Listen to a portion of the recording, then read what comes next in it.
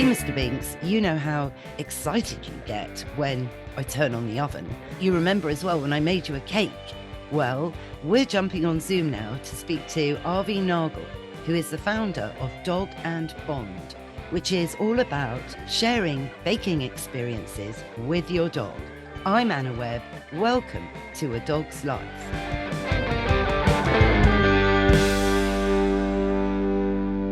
Avi Nagel, welcome to A Dog's Life. Hi, Anna. Good afternoon. How are you? Well, we're really good, actually. All the better for having some homemade doggy ice cream freezing at the moment. I know it's not sunny out there right now, but it's really humid today. I don't know how you're feeling. It's a nice change from the rain that we've been having the last couple of days, so I'll take it. Yeah, exactly. Well, I mean, how used to you are you with the British summer? So I think I'm getting there. It's been about 10 years now, and we definitely, don't have the hottest days. I grew up in California, so saw lots of days in the 30s over the summertime. But getting used to the weather here, it's not such an issue. Plenty of sun over the summer, so nothing to complain about. No, absolutely. It could all be worse. But it's since you've been in the UK, isn't it, Avi, that you've brought a whole range of really interesting enrichment products to market for dogs. Yeah, absolutely. So it all comes from sort of, a love of dogs and a love of doing really fun activities with dogs, which yeah, I'll be happy to talk more about it in a bit. Well, yeah, well, you grew up with lots of dogs, didn't you, Avi? Because we've met actually through the charity All Dogs Matter. Hmm. And we were chatting about your first product, which you really kindly gifted to me. And I don't do a lot of cooking, actually. I've got to admit, I'm really not the domestic goddess. But I so enjoyed making this cake for the dogs. And I have to say, I ate a lot of it myself because it's so healthy. And I promise with a bit of ice cream added to the mix. I remember it was Easter weekend. I loved Hmm. it. I watched, the Gucci Family. I watched that movie, which went on for about four years and got through a lot of cake and ice cream. Yeah, trying to make making cake really easy, really fun. So this idea, really comes from growing up around dogs, and this is one of the fun things that we would do, which was to make little celebration cakes or just food and treats that we could share with our pups. And when I came to the UK, I mean, a couple things like are really struck me about life here. One is people love baking. I mean, Bake Off is clearly one of the most popular shows on TV. I think equally exciting, much more exciting, is people love their dogs and they treat their dogs so well here. And, it got me thinking about how great it would be to bring these fun activities that I remember from childhood, these enrichment experiences that I would remember doing together with our dogs, to people here in the UK. And that's what we've done with our cake mix. Yeah. It's so easy, as you said, and I think it's such a novel idea to be presented with this as a passionate foodie for dogs. It's like, do you know what? I am going to make a cake. Um, And they tried to make loved it. it tried to make it super simple, right? So even a food goddess like yourself can do it.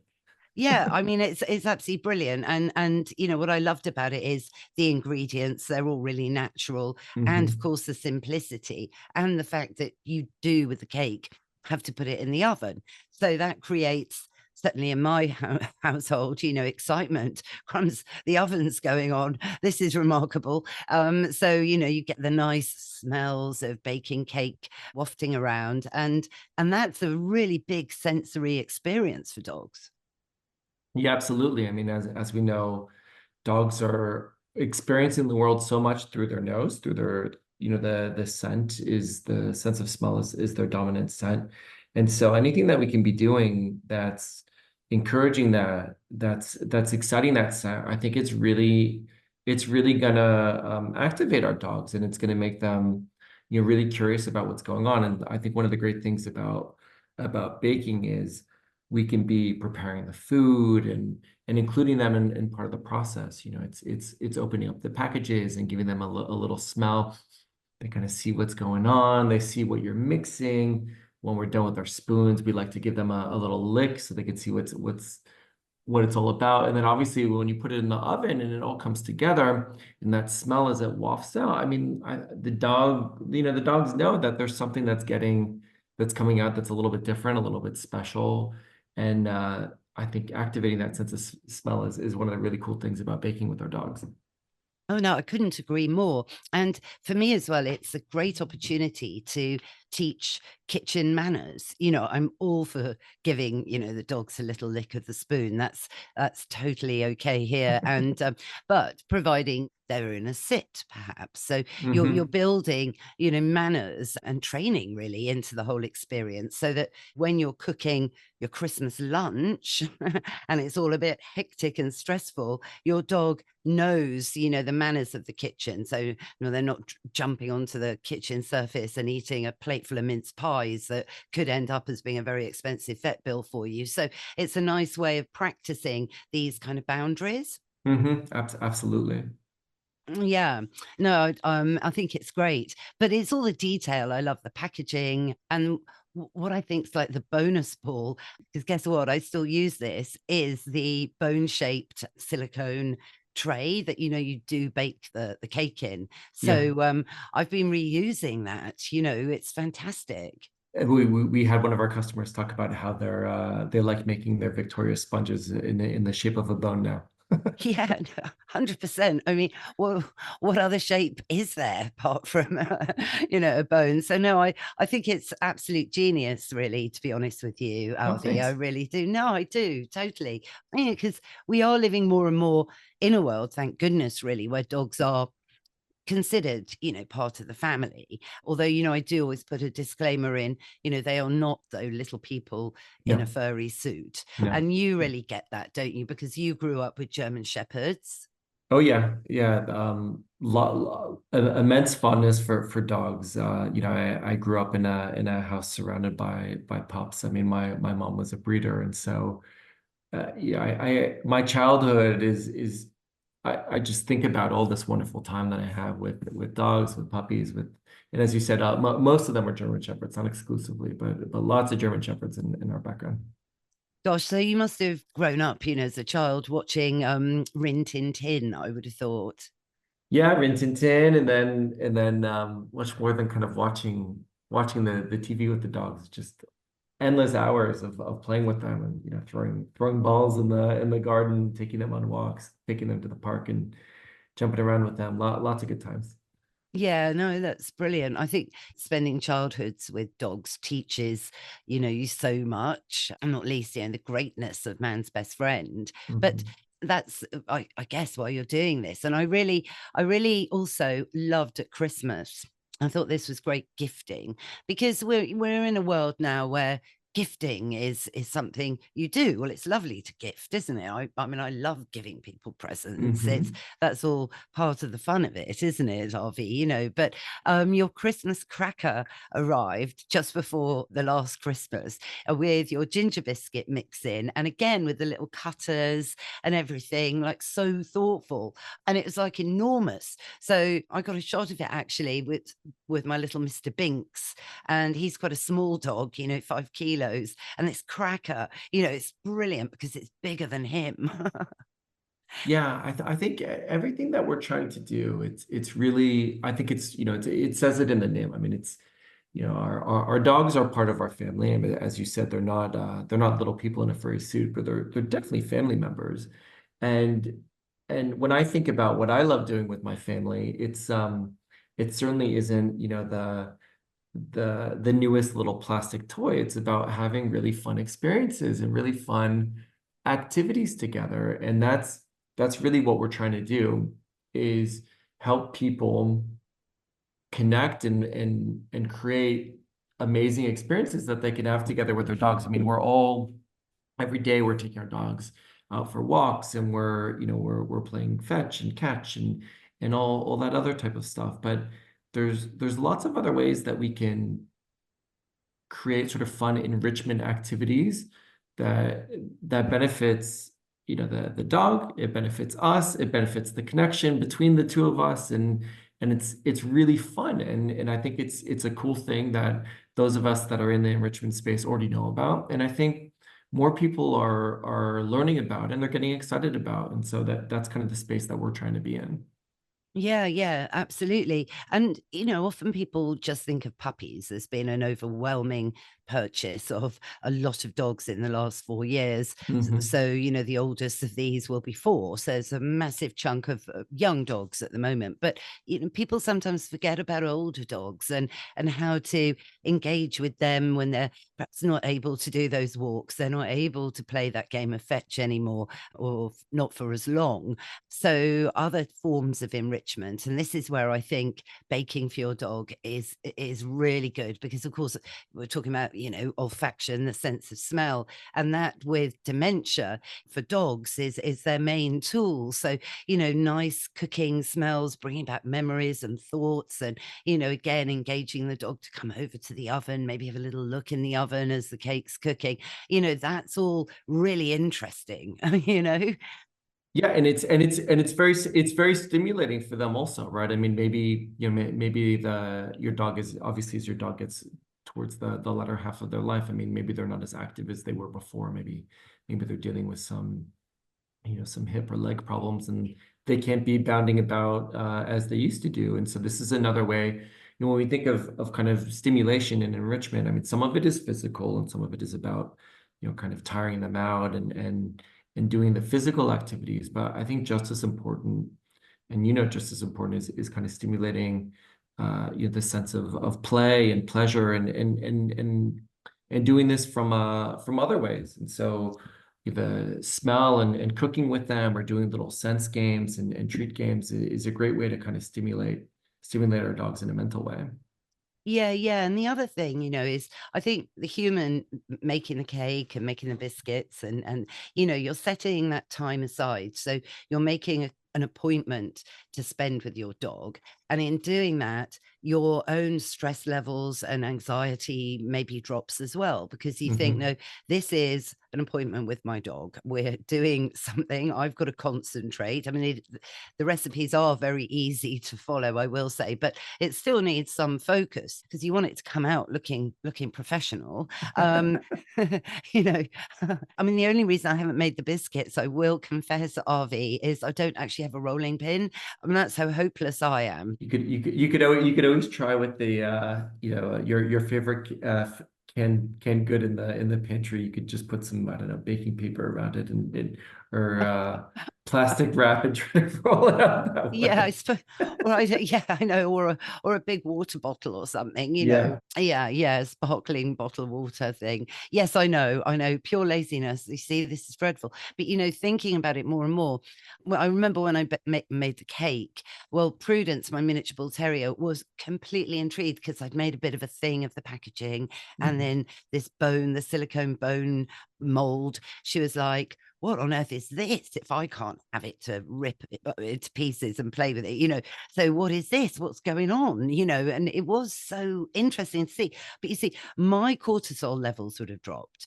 I would have been smiling more, having a bit of a laugh. And of course, the one thing we know now is that stress is contagious from humans to dogs. So if the baking experience can actually take you out of your stress zone, which I think a lot of us are in a lot of the time, or I might Constantly. do you know what I mean? So you're just doing Yeah. something practical, right? So I've got this bowl. Now I have to add some water into this, which I've measured in a jug. Sounds kind of quite ABC. I don't think people do this on a regular basis, do they? Or, I mean, unless I'm a freak, which I I, probably am. I think that there's probably a segment, that they're all clued up on this, and they're going to their butcher, and they're putting together, the various, meats that they found out that their dogs love, and they're making treats. But I think that the majority of people out there aren't really thinking that they're not really thinking about making treats or cakes for their dogs. I think they're probably a bit intimidated by it. Hey, this seems like a very hard thing to do, and they're not thinking about it. And what we're trying to do is show people that it's uh it's it's easy. We try to make it a little bit like 1, 2, 3, but I mean it takes a little bit of work, but it's certainly, you don't need to be I'm top chef to be able to do, star baker to be able to make it. We try to make it very easy to kind of put together. And I think this experience is fun in terms of putting it together. And as you said, with Prudence or Mr. Pink's over there, kind of seeing what's going on and smelling what's going on. It's a fun activity for the whole family. And I think just as important is by making our own food, by making our own treats, we really understand like what it is that we're giving our dogs, which is so important. I mean, when's the last time that, you're a little bit different, but when's the last time that the average person out there is looking at the back of, the treat mixes that they're buying for their dogs and really understanding what's going into what they're feeding them. And it's really clear, really transparent in terms of the ingredients that we're using. And more importantly than that, it's hopefully we're showing people that it doesn't need to be all this type of, process this and process that to make something quick, fun, and easy that tastes great. Oh, well, I couldn't agree more. I think there is more of an awareness coming through now. As you said, what with the Bake Off and there's Master Chef, isn't there? There's Yeah. so many cookery programs and an awareness a bit, I think, in the press about 5 a day. I think people are getting a bit more aware and Mhm. aware that their values should be transferred to their dog. Yeah, so I do hope that's happening. No doubt it is. It's definitely happening. I mean, I'm sure Yeah. you're seeing it with your clients and the people that you're speaking with. Yeah, yeah, yeah. I mean, absolutely. There's still a way to go, but Oh I yeah. think, well, a massive way to go. But your dog and bond range is on that edge. It's fusing that family cooking experience with nutrition because go through some of the ingredients. They're all definitely species appropriate. Yeah. So there's no sugar in there. So when you say we're baking a cake, there's no actual flour or sugar, is there? Yes, no flour, no sugar. So we're trying to get the sweetness from carrots or raspberries and in other cases from apples. But when we think about ingredients, I mean, obviously it's starting with species appropriate, and we're trying to think about sort of what are the things that we know dogs like eating? What are the ingredients that we know are healthy for dogs? And then of course there's that component of what what are the ingredients that people enjoy eating and baking with. And when it kind of comes together, that's where we think it can be really fun and really exciting to make something together. So some of the stuff that we're doing, it's using basically ground up peanuts, which is really high in protein.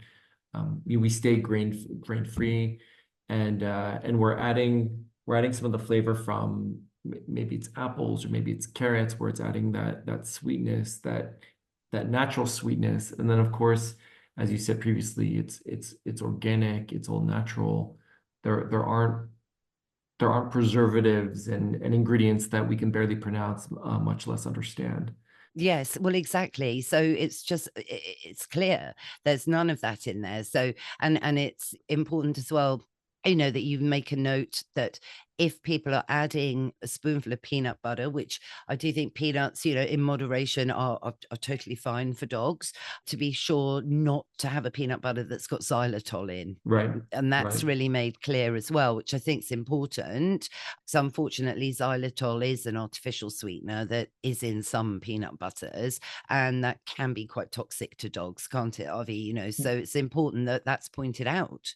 Yeah, absolutely. And then as you said, there are differences between people and dogs, and maybe some dogs will have a little bit more flexibility in terms of what they can process than other dogs. But I don't think we mustn't assume that just because it's something that's on our dinner plate, it should be on their dinner plate. And so we need to be cognizant that sure, there's lots and lots of overlap between the stuff that we can eat and dogs can eat, but it's not necessarily everything. No, no, absolutely not. Well, on the whole, dogs are carnivores, but they're scavengers and treat every now and again. They do need antioxidants. They do need the carrots. They do need the raspberries. These are all really in the right proportion, which they are in these baking kits because they're a very small amount. And the cake, yes, it tastes very healthy, because it's quite simple, but it's got flavor. But it's a dog's cake. So the fact that it's no, not sugary at all is absolutely brilliant because it's not designed for the human. It's really designed for the dog, but the Yeah, human can eat. we don't need the sugar, and the dog definitely doesn't need the sugar. No, exactly. No, sugar definitely is bad. But the latest development is the summer surprise, the ice cream. Yeah, so we're thinking of ways that, again, it would be fun activities and experiences to be doing together. I think summer, I think ice cream, and again, kind of combining these ideas. Having ice treats can be a great way to cool off our dogs on hot days, and even on the days that aren't terribly hot. It's always nice to kind of vary the types of foods that we're giving our dogs. I mean, it makes things a little bit more interesting for them, makes eating a little bit more enjoyable and pleasurable for them. And and what we've tried to do with the ice cream is just that. Again, it's a simple mix where we provide the basic ingredients. You add water, and then either put it in ice cube trays, or we sell it together with some paw shaped a silicone mold where you get these fun little ice paws. And it's very easy to do, and it's something that both you and the dogs can enjoy. Yeah, no, absolutely. No, I love them. They're fantastic, actually. And I love the way as well you make it clear that these silicone molds are totally BPA free. Yeah.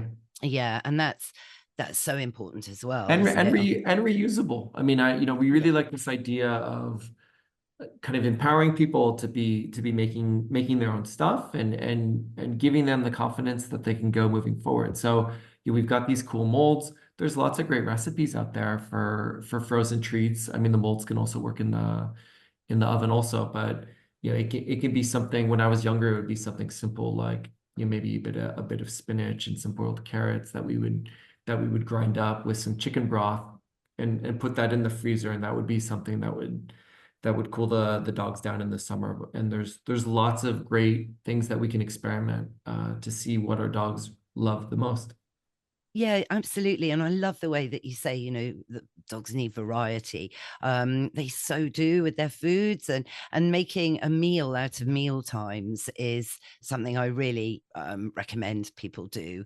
And it's that shared experience. I mean, it seems so normal on the one hand, but I think people are missing out, I think, on that. Lots of people just leave their dog's bowl of food on, out in the kitchen all day for the dog just to have a little bit of a nibble here and there, Mhm. but that's actually quite bad for humans to do grazing. It's very important to think, right, I'm going to have some lunch now and make a point of it. Otherwise, grazing can create all sorts of different behaviors as well in dogs, like resource guarding and being a picky eater, which no dog owner wants a picky eater, No, of course so not. Or dealing with issues with obesity. I mean, we start to see that a lot more with our dogs than we were in generations past.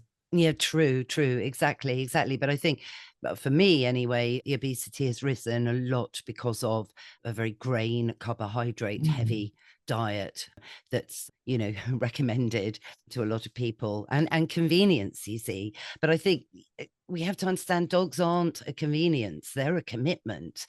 And as such, you have to create adventures and experiences with them on a daily basis. They're not just there for when you want to, you know, go to the latest dog friendly cafe. You know what I mean? Absolutely not. No, though, of course they're commitments. I mean, they're like any family member, right? I mean, just leave them at the park to see them a couple weeks later. Yeah, exactly. It's like, bye, yeah, exactly. I'll leave you here then. I'm on a deadline. Yeah, no, absolutely. It's about changing your whole life really to fit around your dog. That's certainly what I aim to do, really. I do like to have a diary for my dogs, and then that's my diary as well. No, it's so important. I mean, as you said, that stimulation, that variety. we crave it, and dogs do too. And it doesn't, it doesn't necessarily need to be, something with all these bells and whistles in terms of a toy. I mean, it could be something as simple as, mixing up the types of treats that we're giving our dogs, and doing something like what we offer with Dog and Bond. Or it could be something like just taking a trip and going to a park that isn't the one that you go to every day or every week. And these types of varieties and experience, I think it adds more color to them, and it's obviously more meaningful for us too. I mean, we all like to mix things up. Yeah, and it's about defining the chapter that you have with your dog with memories and funny experiences and laughter. And you have to make those moments happen, really. Absolutely. Yeah, yeah, yeah. So, Avi, what do you think's going to be next up into the Dog and Bond range? Well, then good question. So we've got little cake toppers that we just came out with. So they're again on the theme that I was talking about before. We try to make quality stuff that will last year in and year out. So they're little birthday cake toppers or gotcha day toppers. Those are out and available now. We will probably look at doing some pumpkin-based mixes, hopefully towards the fall. Lots of lots of really cool benefits with pumpkin, and so might be doing something like that. There's a lot of ideas out there in terms of different types of enrichment stuff that we can put together. What do you think we should be making, Anna? Well, it's funny you should say pumpkin. I'm very keen on pumpkin. It's almost got every single mineral and vitamin in it, pumpkin puree, and it's super moist, like 99% water. So it's often used. And it was a tip from the States, actually, that came from there over the pond to the UK. And about 2005, suddenly the rumor was, this is before the internet was what it is today and so on. No, if your dog's got bad bottom or tummy upset, Yeah. a dessert spoon of pumpkin puree. So people in the know would go to the supermarkets, but because England then didn't have pumpkin all year round, because pumpkin and Halloween is fairly new in the UK. It's Yeah, building, definitely. it's definitely building. So it was quite hard to get it, pureed pumpkin in a tin. So when anyone found some, they'd pick up a few. There's one brand, and yeah, we'd pick up a couple of tins, and maybe share them around. And then the idea, once you open the tin, obviously you had to freeze what you didn't use, or it would be a huge waste of a very, hot property vegetable in London. So yeah, so pumpkin, really good. It's a prebiotic, soothes digestive issues, it's an immune system booster, and it's highly hydrating, which is great if you've got a tummy upset because you need to keep hydration up. Yeah, and then as you said, it's really can be beneficial for various digestion issues that dogs have. So that's something that we're kind of prototyping. I mean, we're testing, which is it's a really fun thing to do, right? Which is to go out to some of our friends and to try it out and see what their dogs think and see what they think and how they feel about making it and how the response is. Another thing that hopefully we'll be doing at some point this year is maybe some in-person events where we're sharing this idea of cooking and preparing and making stuff with our dogs. Because again, I think this isn't something that should be seen as too challenging or too time consuming. It can be easy, and I think it's so important to know what we're feeding and giving our dogs. That's on one hand. And then on the other hand, it's just a great activity. It's a great activity to do, be it, you and your dog or those of us that have larger families, get a couple kids to put on their little favorite little apron and their chef top hats, and they love it. It's a great family activity. And so I'd really like to be getting that awareness out there a little bit more, and helping to empower people to feel confident that this is something that they can do at home. It's something that's easy and it's fun to do, and they don't necessarily need to be, like my mom, a dog breeder, or like a dog nutritionist. They don't necessarily need to have this expert knowledge to be making treats at home for their dogs in a fun and healthy way. Yes, I think it's brilliant, and I think educating children around dogs is such a big area, really. Now that there are so many more dogs in the UK, in the world, after the pandemic, I always think that dogs and children, should go together like strawberries and cream. I mean, I was certainly blessed to have that experience, growing up, but sometimes communication can go wrong. So to have opportunities to practice, and guided by the grown-ups. Again, like I said at the beginning, to train, don't jump up and snatch a biscuit out of someone's hand. You hold your sit. And of course, dogs love working for their food. Yeah. So I just think it's a great idea. It can help on so many levels, and then children gain confidence, I think, don't they, by creating things. And Absolutely, they love it. I mean, yeah, I they're love so it. excited. They're so excited that the kids that have bought our kits, they're so excited to put it together and to see what they made. And it's just, I mean, I can think of few more beautiful things than these pictures and videos that we get of kids and their dogs making stuff together. It's adorable. Yes, yes, because mostly dogs understand children are children, and are very calm around them, and will naturally sit, and they won't push in and be boisterous. And it's great. I love dogs and children. I think it's a very important kind of rite of passage to spend time as a child with animals, because they teach us so much. Mm-hmm. And But I think going back to what you said earlier about kind of creating boundaries and the reinforcing the good behaviors for our dogs in our kitchens. I mean, again, this can be like a really simple and fun way to be training together on activities. I mean, I think we all know people in our lives that have that dog that's want to snatch something from the dining table, and everyone's always very embarrassed and yeah, not exactly pleased with that behavior. So where does it come from? I mean, it yeah. comes from the dog not knowing any better. I mean, obviously the dog's not trying to be troublesome. And we need to be thinking of ways that are easy for the dog to be learning what is appropriate and not appropriate. I mean, if I have a bunch of 15 people over for dinner and there's all this great smelling food at the table, I mean, it's very hard for the dog not to want to jump up. And so if we kind of make these activities a little bit less challenging for them, we're baking for them, we're beginning to create the boundaries, we're giving them that positive enforcement. So when they're sitting and they're working and they're waiting and they're being patient, okay, that's when they get the treat. That's when they get to lick the spoon. That's when they get to have all the pleasures of that should come from the good behavior.